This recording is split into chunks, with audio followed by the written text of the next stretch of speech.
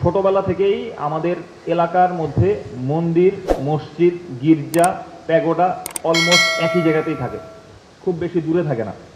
তো যখন নামাজ হবে তখন চেষ্টা করবেন আপনারা আপনাদের যে সাউন্ড, অতি উচ্চ স্বরে যে সাউন্ড বাজে, সাধারণত ইয়াং ছেলে পেলে যারা থাকে তারা এই কাজগুলো করে।